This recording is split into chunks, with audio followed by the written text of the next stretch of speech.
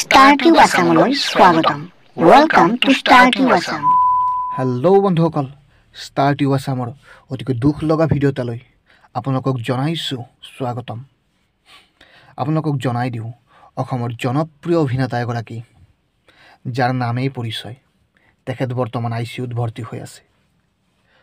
তেখেতৰ সুস্বাস্থ্য কামনা কৰি এই ভিডিঅ'টো তেখেতলৈ ডেডিকেট কৰা হৈছে। অসমৰ চিনেমা জগত তথা ভ্ৰাম্যমান প্ৰেমীসকলৰ বাবে অতিকৈ দুখৰ খবৰ এয়া। সকলোৰে মৰমৰ শিল্পী প্ৰাঞ্জিত দাস বৰ্তমান অসুস্থ। তেখেত ব্ৰেইন ষ্ট্ৰকত আক্ৰান্ত হয় বৰ্তমান গুৱাহাটী মেডিকেলত ICUত ভৰ্তি হৈ আছে। আপোনালোকক নিশ্চয় এই প্ৰবীণ শিল্পীগৰাকীৰ কোনো চিনাকি দিবৰ দৰকাৰ নাই।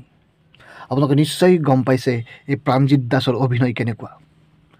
যোনে এবাৰ প্ৰাঞ্জিত দাসৰ অভিনয় চাইছে তেখেতৰ অভিনয় পাহৰিব নোৱাৰা, প্ৰতিটো চৰিত্ৰকে জীৱন্ত কৰি তোলা অভিনেতা প্ৰাঞ্জিত দাস। এই বছৰ চুক্তিবদ্ধ হৈ আছিল থিয়েটাৰ সূৰ্যৰ মঞ্চত। যোৱা 5 জানুৱাৰী 2023 ইংৰাজী বৰ্ষত তেখেতসকলে নাট মঞ্চস্থ কৰি আছিল হাটশিঙিমাৰীত। নাটক শেষ হোৱাৰ পিছত এই দুখৰ খবৰটো আহিল।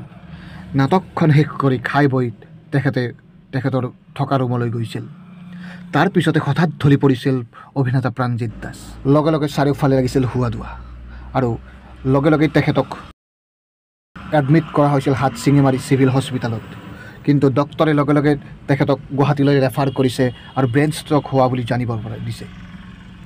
এতিয়া বৰ্তমান গুৱাহাটীত ICUত ভৰ্তি হৈ আছে অভিনেতা প্ৰাঞ্জিত দাস। এই সুদক্ষ অভিনেতাগৰাকীৰ দ্ৰুত সুস্বাস্থ্য কামনা কৰি আজিৰ ভিডিঅ'টো ইমানতেই অন্ত পেলাইছোঁ। ধন্যবাদ।